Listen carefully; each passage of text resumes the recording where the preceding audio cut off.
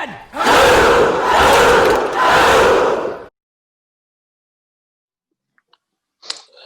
Yes, people, another edition of Knightz of the Roundtable discussion where we talk about all sports all the time. We are back. I'm with my guy, The Truth, this evening. How you doing, sir?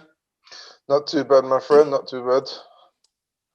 Before we start, make sure you like and subscribe to the ting, comment. We want to get a debate going.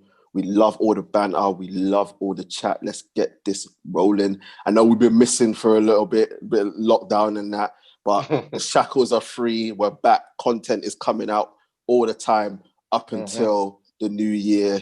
We'll probably go missing for about 2 weeks and then come back again because, you know, we all got families, all the rest of it. But we're not going to waste any time. As you can see in the background, we are going to be mainly talking about the North London derby, but it's going to be a little bit of football talk. First of all, we're going to be discussing Arsenal. We're going to be discussing Spurs, the North London derby, and we might touch on Man United if we have time. But yeah, we're going to start off with the Gooners. My guy, The Truth, is here. I don't even know where to begin when it comes to Arsenal, but we'll go off the last result. Obviously, you got a good result in the Europa League, the 4-1 result against Rapid Vienna. But before that, it was the 2-1 against Wolves in the league on Sunday. What's going on?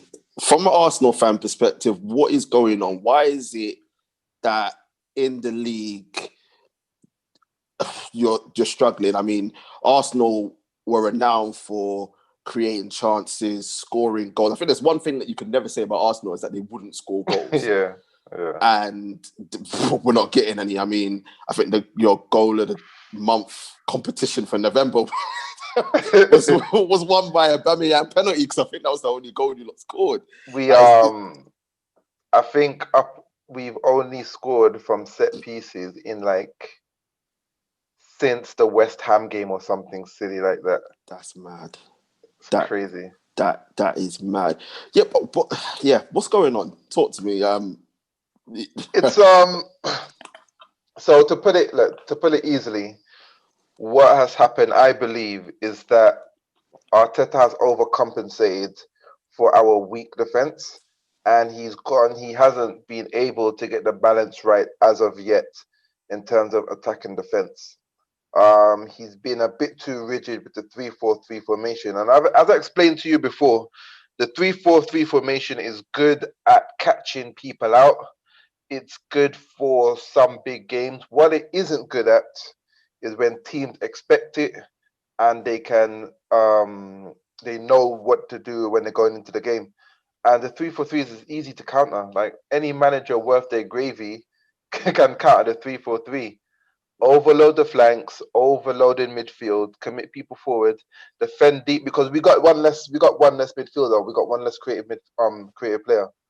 So the way to do it is you just have overloads on the flanks, overload the midfield, defend tight at the back, and that's it. It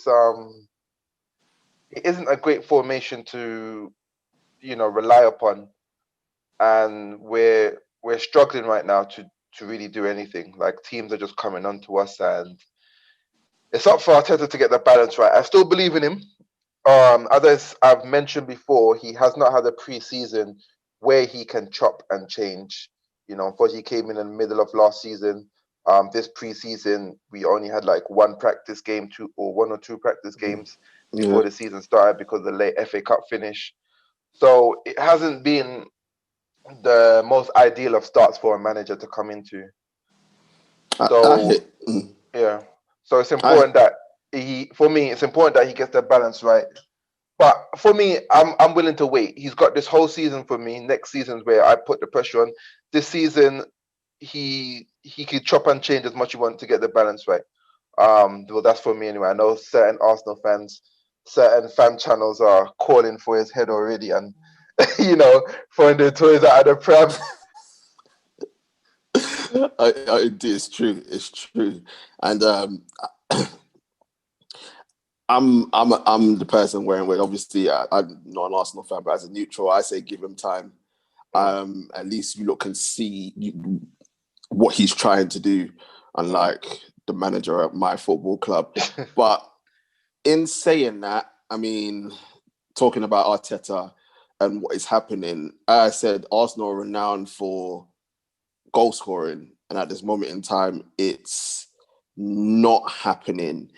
And you would think Arteta being under the school of Pep, obviously having that Barcelona influence, that would have been the thing that would have been coming to Arsenal, was the fact that he'll be trying to play that expansive football, triangles all over the place, hexagons, pentagons, all of that, and scoring goals. And you would have expected it to be a little bit the same as is that you don't score goals, but then leak goals at the back.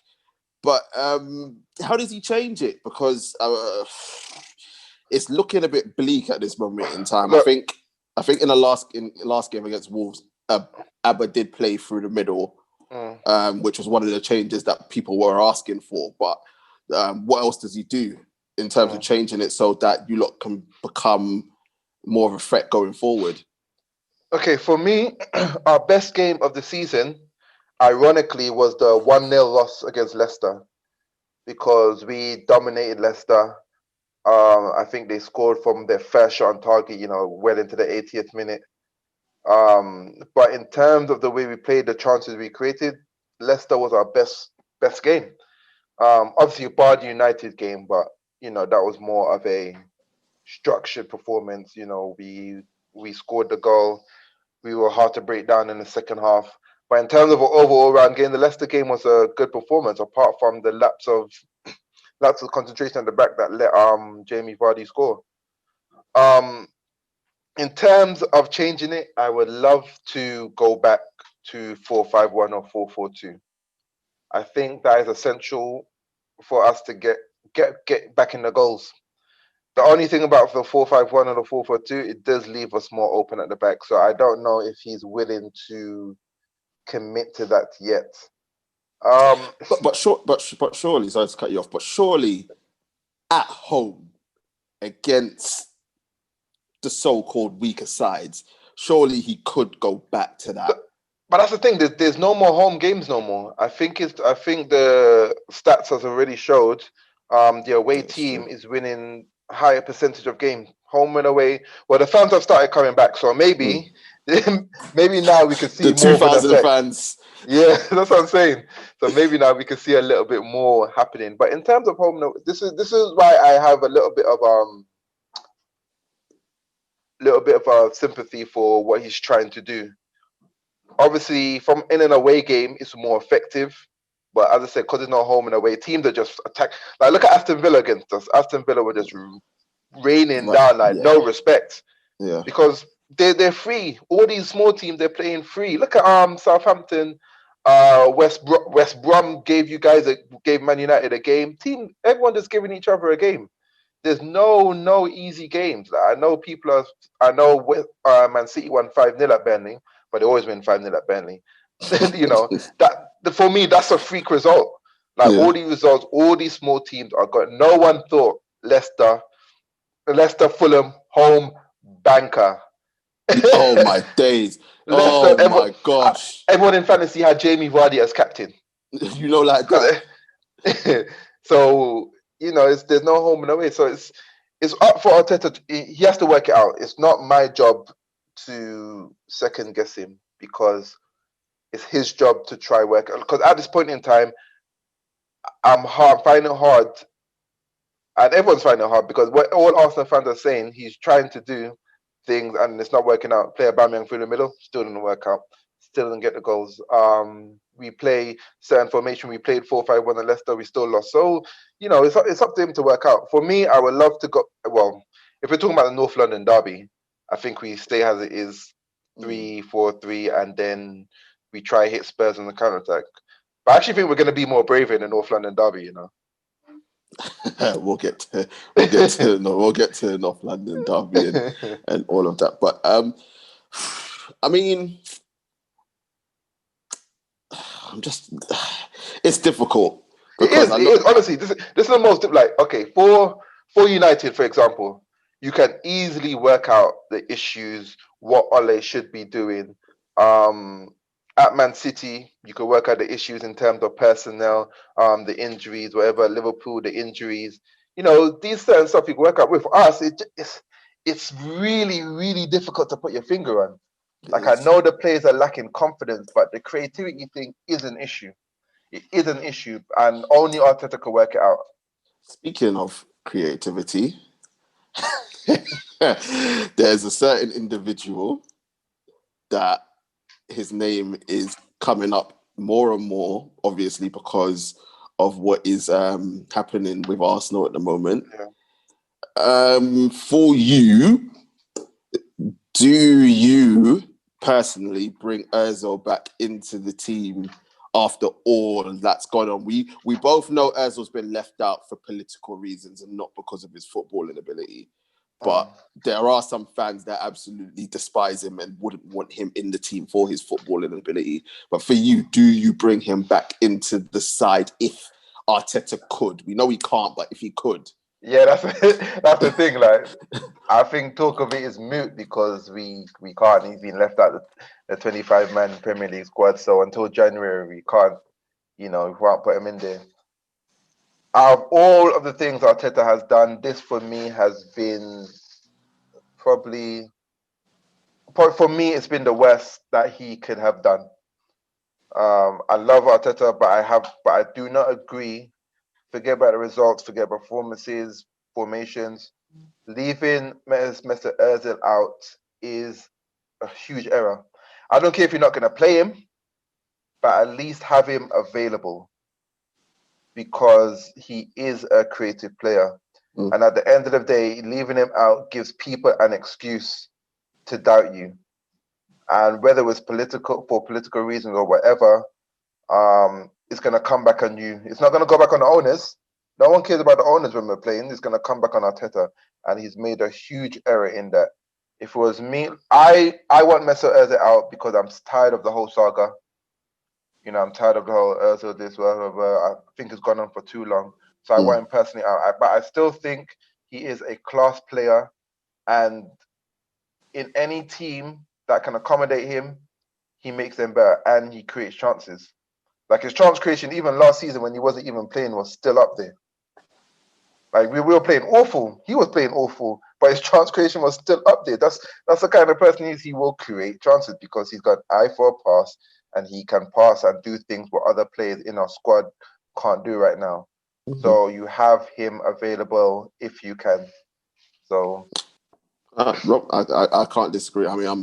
When he first went to Arsenal, I can say I wanted him. I'm not going to deny the fact that I wanted him because what he was doing at Real Madrid with Cristiano. I mean, Cristiano was a vex when they let him go, and obviously you could see why because of the chances, all the assists that he gets. So, but obviously over the years, he's a luxury player, as we know. Yeah. So it's a thing where I think if you put Ozil in that City team that got the 100 points, he shines. Yeah. He shines because they had all the pieces in the way that they play football. But putting him in an Arsenal team, especially in a struggling Arsenal team, and the way how he plays, he's got that languid style. He's not really interested in defending and whatnot. But no, see, that's unfair because the stats make it look not even the stats. The way he plays make it looks like he doesn't work as hard. But last season when he was asked to run a lot more, especially when Arteta came in, his stats showed he was doing a lot of chasing back. He was doing a lot of running. He covered the most ground of any Arsenal player when he was playing. The reason is he was asked to do a lot of work. What people need to understand, the smart foreign players, they don't run after the ball like headless chickens. Their game is about anticipating playing. So they cut off channels, they cut off lines of passing, and that's what they do. You don't need to be Jordan Henderson running, flying into tackles, because what that does, it takes away from your creativity. And in a team like us, it leaves you out of position. I remember the talk when Henry was at Barcelona, and he said, "Yeah, I chase back." I was tackling the guy that was down my flank, and then Pep substituted him because Pep said, "I don't want you back there. I need you up there because that's our strategy." So that's what the foreign play is about, and people need to understand. That's what football is about. It's not about just running around and headless chicken, man. It's strategies. Well, this is the thing, and different players bring different things to the table. But I think, especially in the Premier League, which is why England can't get anywhere, is they're all about the passion and the aggression. Yes, he ran from the striker position to save the ball off the line, and he does so much running, blah, blah, blah. Don't get me wrong, it's needed in the game of football. You need them players that are tenacious and are going to chase down and hunt down the ball. But then you've got other players that do other things. Most of these players that have the tenacity and have the aggression and chase everything can't pass the ball 10, 15 yards. So that's what these players are for. And this is the whole Pogba debate and whatnot, which I'm not going to get into because I haven't got time for it. But these are the qualities. This is the reason why when Spain was dominating, who can say that they saw Iniesta and Xavi chasing down man and blah, blah, blah? You can't. But then when you look at their running stats, you see how much ground they cover. Why? Because they keep possession of the football and they pass and move off the ball. It's not chasing guys. And that team went to win the World Cup and the European Championship. The French side that just won the World Cup. That's what I'm saying. That's what I'm saying. Funny enough, you call Pogba because I think Pogba and Ozil's situation are so identical. Exactly. Like the French squad with Pogba in it. He had Matuidi and Kante to do his running. So not saying that he wasn't working, but that allowed him to be like, all right, cool. I've got Kante, which is like a frigging hyena, bruv, just running around all over the gaff. And he's got Matuidi to do all that running so he can then play the passes to Mbappe and Griezmann and all their man there. That's what it is. So it's not all the man. Even look at City. Look at City. People said that David Silva wouldn't make it in the Premier League. And he pissed all over the league. And did you see him chasing like a headless chicken? No. Exactly. He did. He got the ball. They kept the ball. And just kept it moving. Like, that's what you're supposed to do. That's what these players are supposed to do. You fit them into your system and you do one of two things. Either you do the possession-based thing, which Pep does, or you put players around them to do their running. So not saying that they can be lazy, but then you don't want them inside your half because then that leaves your striker isolated. But this is what I'm saying. You've got too much of these fans in this country that just believe running around and doing whatever is the best thing since sliced bread. And this is why for, 55 years, whatever it is, since they've won the World Cup or a cup of any, you know what I mean? But they'll never change because it's the same thing every single time. I went off on a tangent there. That's just true. No, it's literally what you said is exactly what happened. And I know that as a Man United fan, you have experienced that more so in one player that I think highlights it more than any other player, which is Wayne Rooney.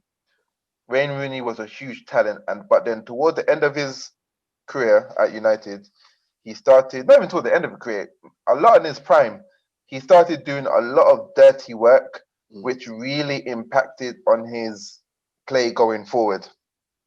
And slowly, when he realized that he couldn't run no more, he was still trying to do the dirty work, but he wasn't getting back in position. And it's a lot why his performances dropped significantly when you think about when he was young, he was up there being compared to the likes of Ronaldo and Messi. Exactly.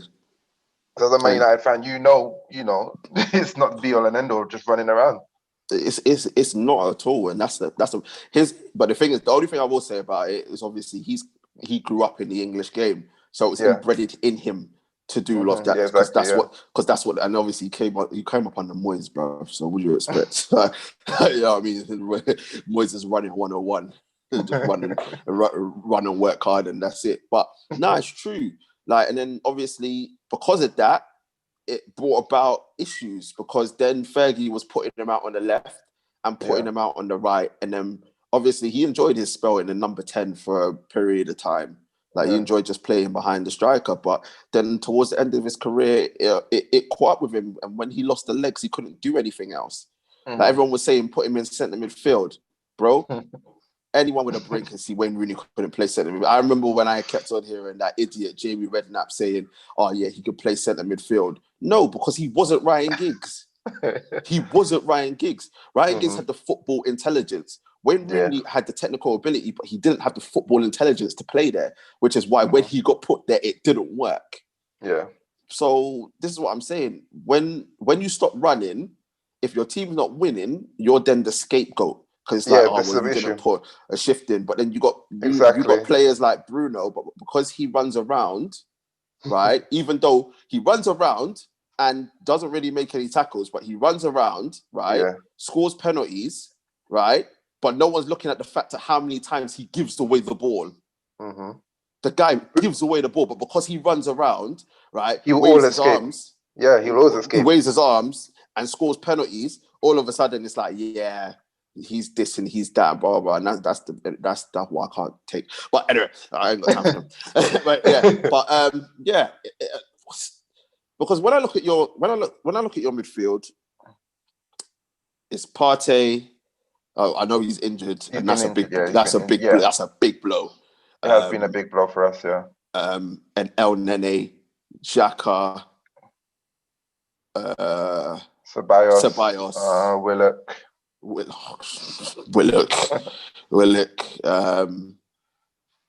And then you got I can't think of anyone else. That's it. That's literally essential. For me,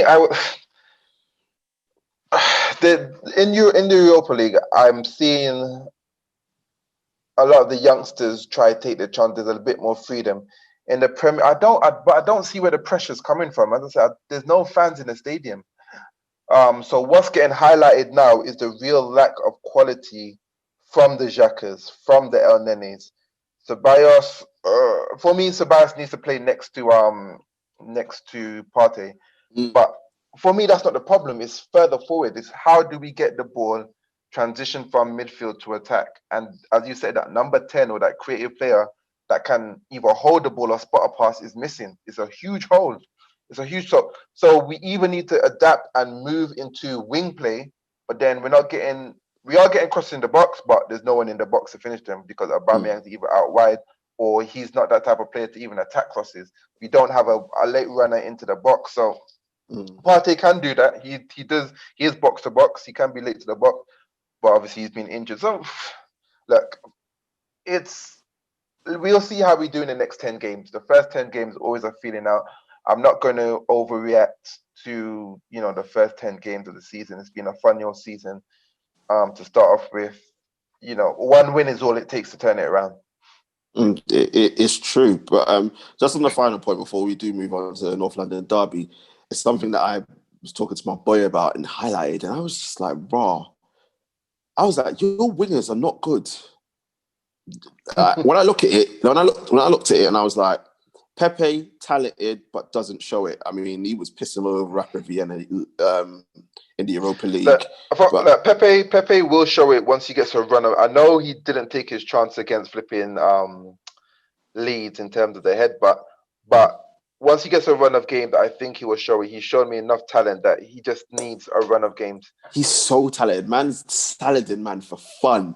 Exactly. I know. He's so talented, but he just maybe it's true. Maybe he just needs a run of games, and then he'll get into the flow. Willian, boy, like it looks like Chelsea are really, really laughing right now.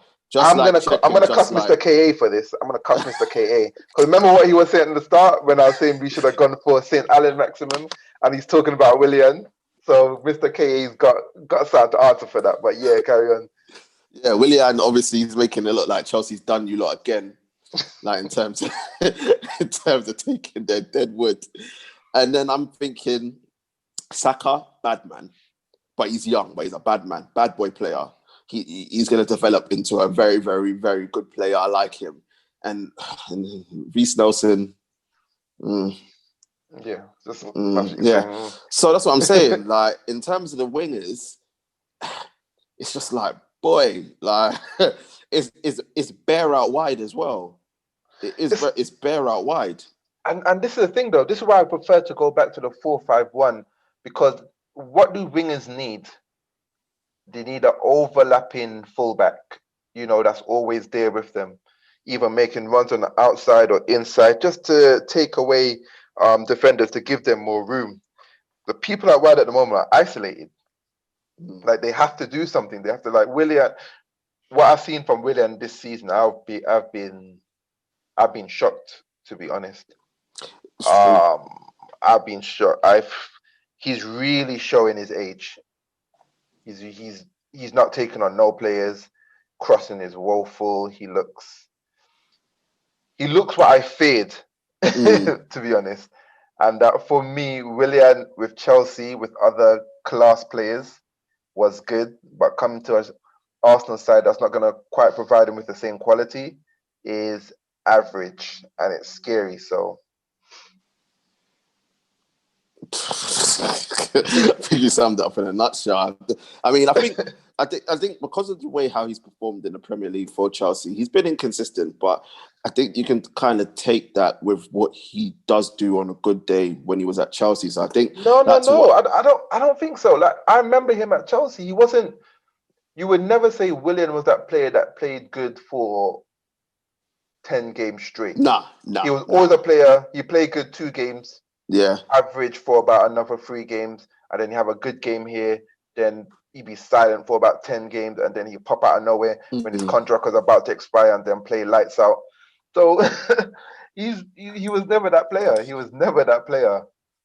But you would have seen it would have been decent because it's getting him on a free. But I never thought that he was going to be such a star. I never thought that he'd be playing as much as he is for 90 minutes every not for 90, but playing every game. I thought he was just going to be back up to Pepe, but again, it's something that Arteta's going to have to work out for me. So Arteta's got a lot to work out, and yes, he's got a short space of time to do it in, because the next fixture is the North London derby away at the Tottenham Hotspur Stadium. Are there fans going to be allowed in? Do you know?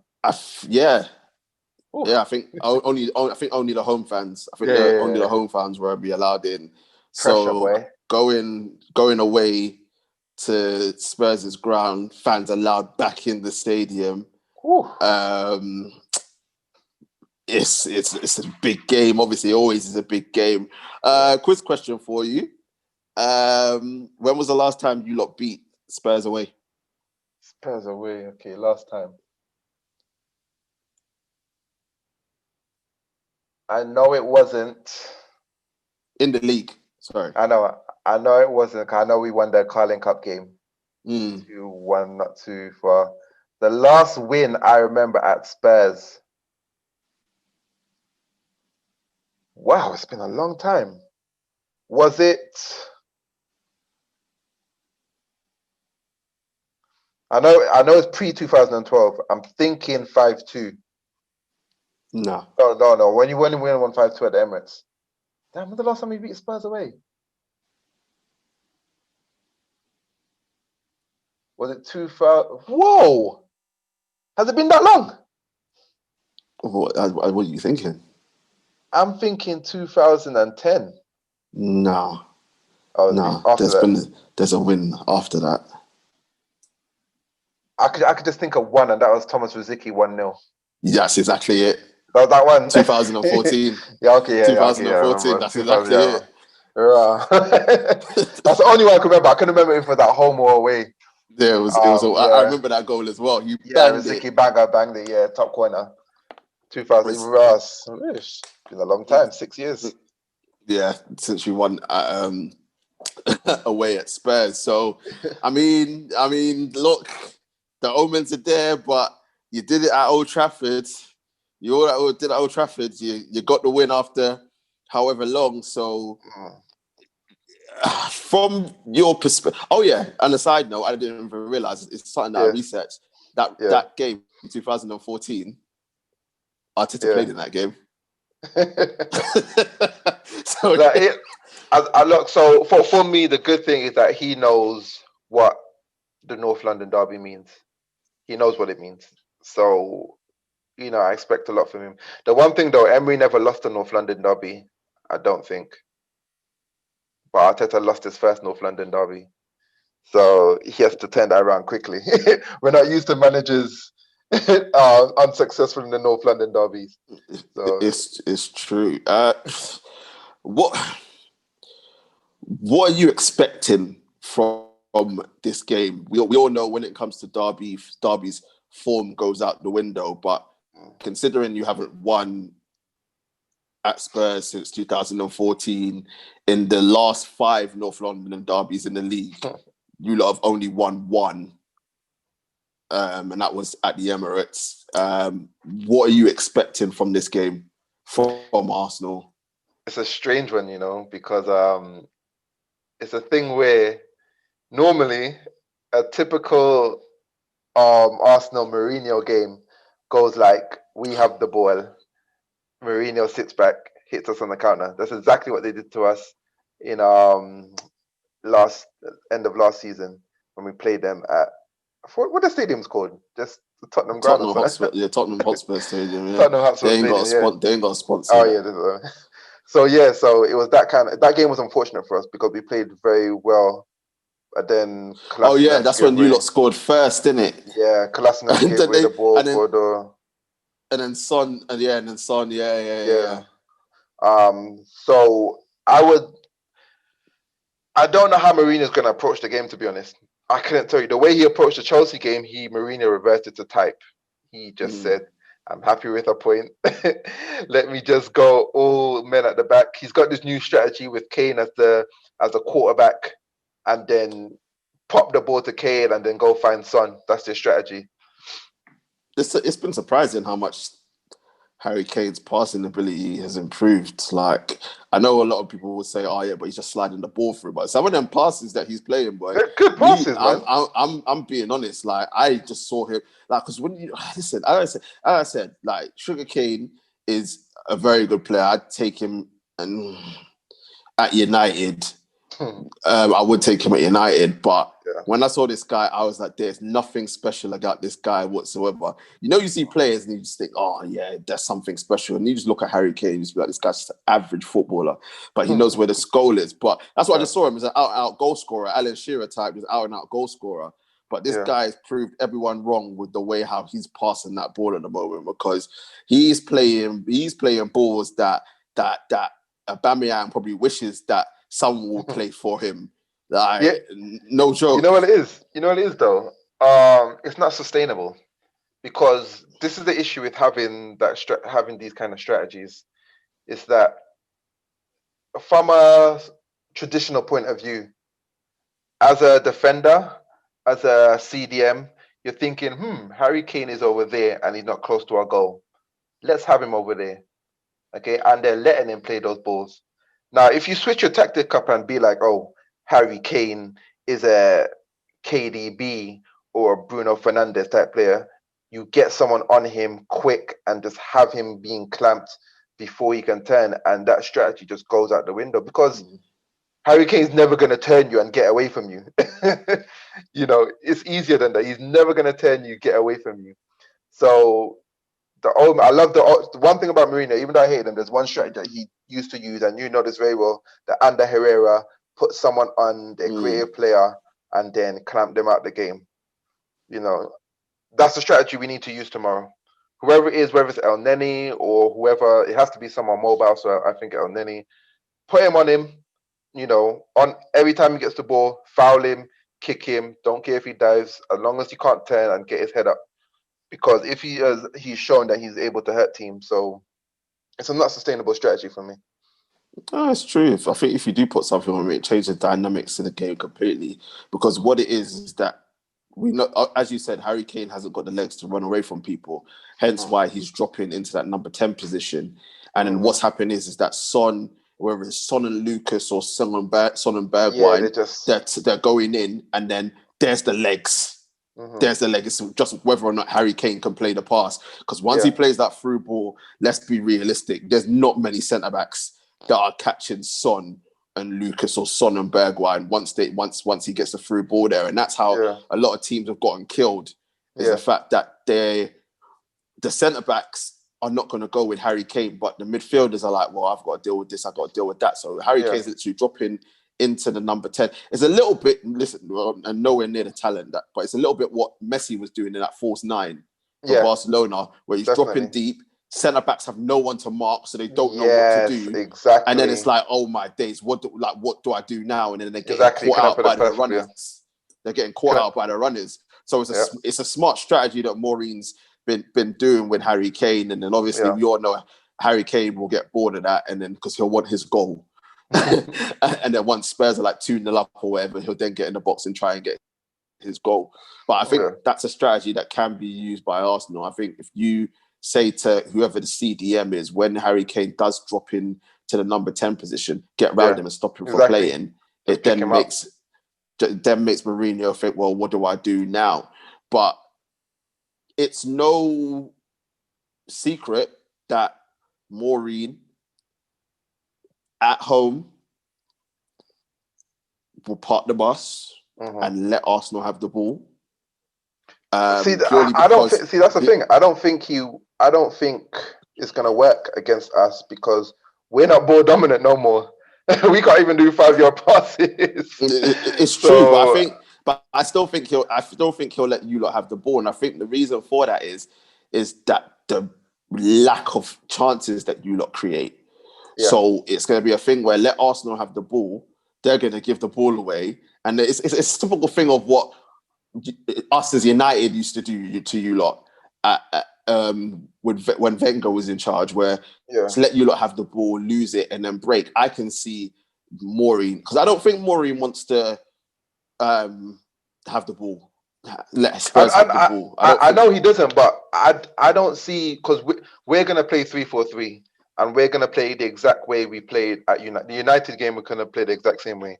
We're going to drop deep. If they bypass the press, we're going to drop deep. In fact, I could see 0-0 written all over this game again, just like the Chelsea game, because you got two teams that's just going to be afraid of committing people forward. Unless there's an early goal, I can honestly see a 0-0 happening. If there's an early goal, that changes the whole dynamics of the match. I think I can't see it. I think Arsenal's defense is too poor for it to be a 0-0. I genuinely do, and at the same time, I believe that because it's a North London derby, I think whether it be Aubameyang or Lacazette, I think one out of two of them will score. I can't see it being a 0-0.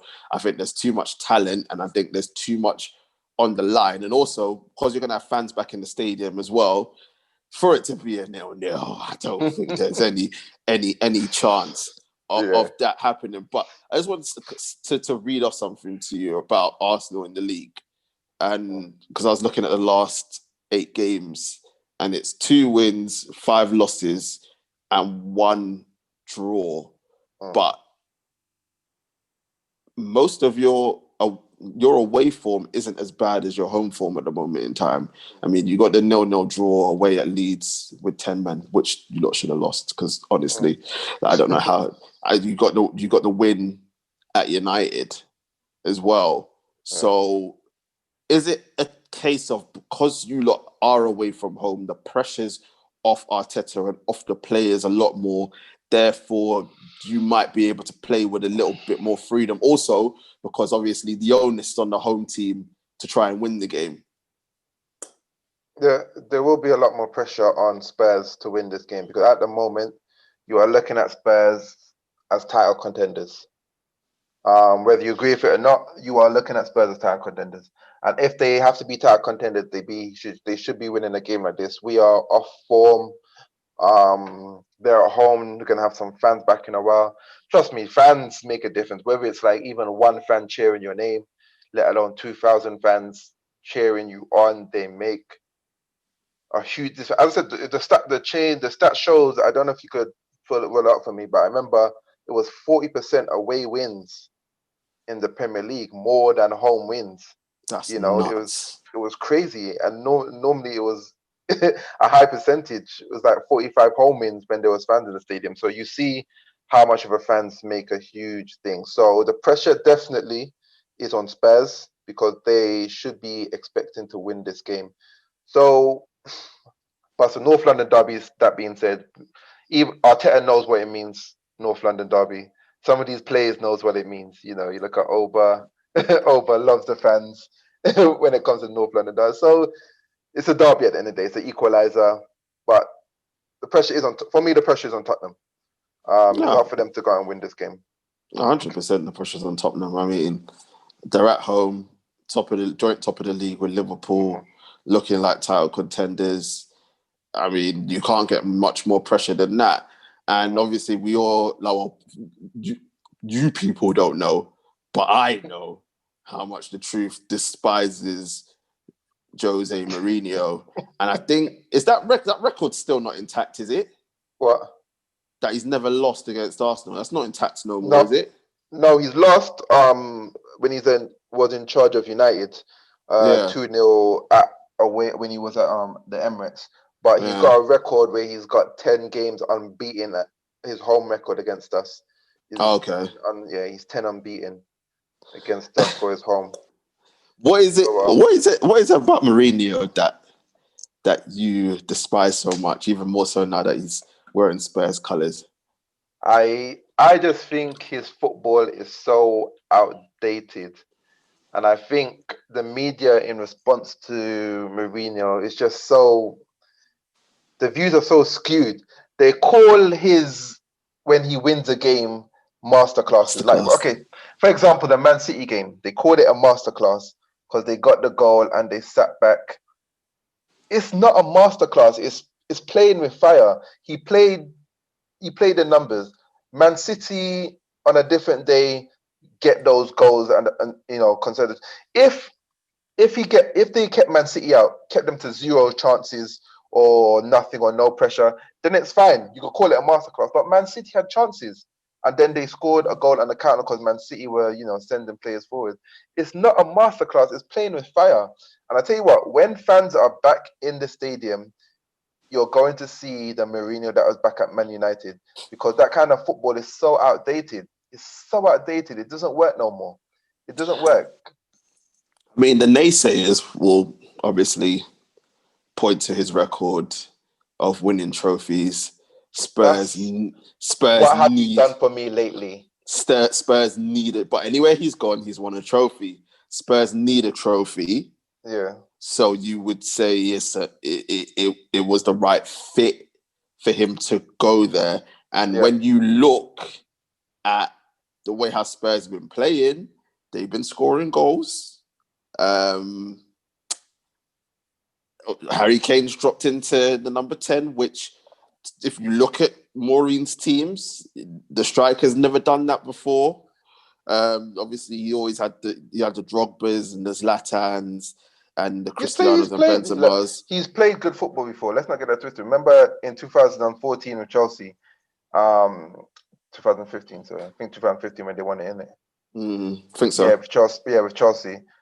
He has played good football. The problem with Maureen is that he's a good front runner, but when it comes to playing catch up, or if he's tired, he crumbles because his team is not good at going out and grabbing the bull by the horns.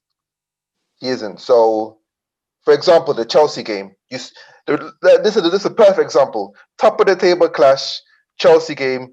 Tottenham on form. They're thinking, boom. What did he do in that second half? They didn't have a shot on target until the 80th minute. They never left their half. He's going to revert to type. He can't help it. Help it. That is his strategy. And honestly, in this day and age of football, it's not going to work. It's not going to work. For me, it's not going to work. Well, we'll have to watch this space and what Maureen does. So, North London derby is 3:30. You got to hand the team sheet in. Who is your starting 11 for Arsenal? If I could go and make a emergency signing, I would get Martinez back in goal. Okay. So obviously Leno in goal. I'm gonna go with what Arteta's going to do because there's no point of going for what I want. Cause I know, he's not gonna do that. So it's going to be 3-4-3. Gabriel, Tierney, and I know David Luiz. I don't know if he is able to play because of the 7-day concussion thingy. So I Not don't sure. know. I'm unsure. But that I'm would be unsure. 7 days, right? Because obviously it happened on Sunday. The Yeah, game's but I on don't know if Sunday. it's But that's the thing. I don't know if it's after until Oh like yeah. from the checkup on Monday. Then Oh it'll be yeah. next. Oh yeah. So I'm unsure if he's eligible to play either way. But Murray did come in against Rapid Vienna, and He looked decent. he looked good. So, but it's two left-footed players.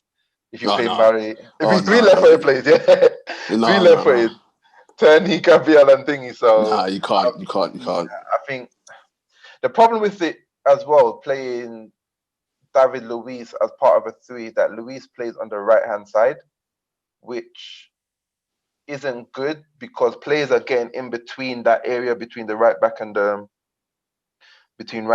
Luiz, and Luiz doesn't have that pace, so it's a bit of an area of a concern for me. So if Luiz is fit, he's going to play though. But if not, Holding will play there. I don't really want to see Bellerin at right wing back no more. Ballerina, yeah. He's.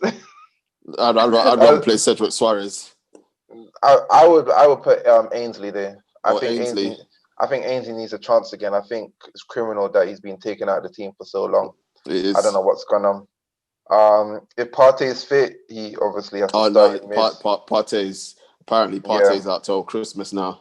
Yeah, he's been. It's annoying that's happened. He was our best player when he was playing, so that means in midfield we're gonna go Xhaka and El Nene. Not Xhaka and Ceballos. Nah, Ceballos. Not away at Spurs. Nah. Okay. When they play together, I don't know their win rate, but I know it's shockingly low. So and then they came back and played again. Remember, he only missed because of COVID. Oh yeah. So he'll probably go and slot right in there with Xhaka, and then on the left probably be Saka. I'm sorry, left wing back Saka will play there, and then the front three. Obo will go to the left, Lacazette through the middle, and unfortunately, Willian will play on the right, even though I would actually play Reece Nelson on the right. I know it's not the best, but over him and Willian, I would choose Reece Nelson for this game. Willian for me has been outstandingly poor for the last. He's offered zero. At least with Nelson there, he'll either surprise you or do crap. He'll surprise you or do crap. Like take the chance. With Willian, you know what you're gonna get. You're gonna get a load of shit. So there's no point for me. I hear that. I think it's a good shout what you said about Aubameyang going back out to the left and Laka playing through the middle. Reason why I say that is that I do believe that Lacazette has had some good performances against Spurs. Yeah, he has. He's got a good scoring record against Spurs. Yeah, when he has played. So I wouldn't be surprised if he does. And obviously he scored midweek on Thursday. Yeah.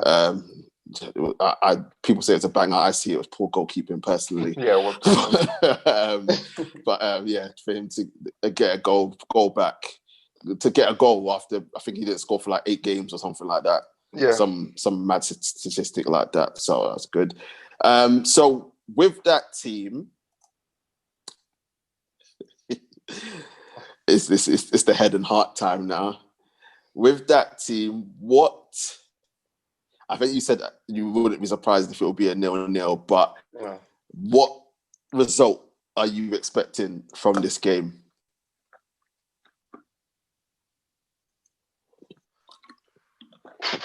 I'm less confident about this game than I was with the Man United game. The Man United game, I was more confident just because you guys had a big glaring weakness in Ole as your manager. But against the Tottenham game, it's much more hard. I think the way they're playing, and the way we're playing suits the attitude that Maureen is going to take his players. So I don't like predicting a loss because I don't see a positive result for us. So I'm going to go 0-0.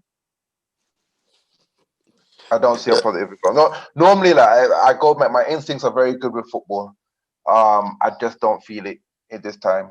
So I have to go for 0-0, but I don't like predicting a loss for us. Fair enough. I don't have an issue with that. No, I personally don't think it's going to be a 0-0. I just don't think it's going to be a 0-0. As a neutral, it wouldn't surprise me if Arsenal went and won that game. I know. Neither that. It wouldn't surprise me at all if Arsenal just went out and won like 1-0. But at the same time, I think it's a different Spurs with Maureen. I could see them winning 2-0. Oh no, sorry, I can see them winning 2-1. Sorry, 2-1, because I think Arsenal will score. I think Aubameyang or Lacazette will get their goal, but I think that it will be the two main protagonists in Son and Kane that are gonna go in and win the game for Spurs. I can't see anyone running riot unless there's a red card. I can't see anyone running riot and nothing like that happening. It will be a tight game. It'll be an intense game. Obviously, the fans back in the stadium, but it wouldn't surprise me if Arsenal won. But I think, me being realistic, I think I could see a 2-1 Spurs win. I think they'll just edge it ahead of Arsenal, because I just don't think the defense or the midfield has enough to stop them. The midfield is a huge issue for us. As I said, without Partey there, we're very lightweight in midfield. You saw as soon as he went off against Villa, we just crumbled.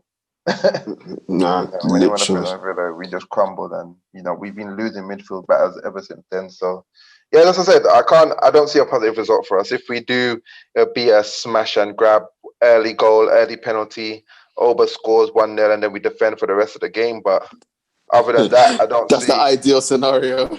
Yeah, I don't see any other way. We can't play football. We're not going to outplay them at this moment in time because we can't play football. So...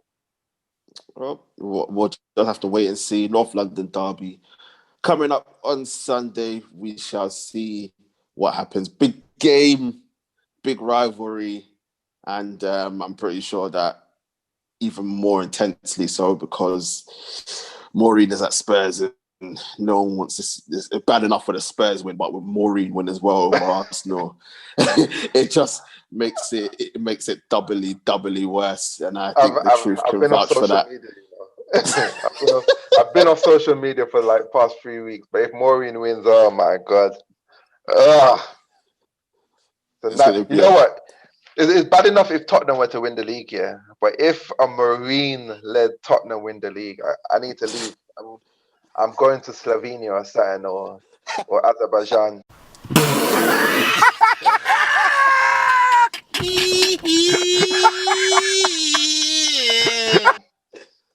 Oh mate, listen.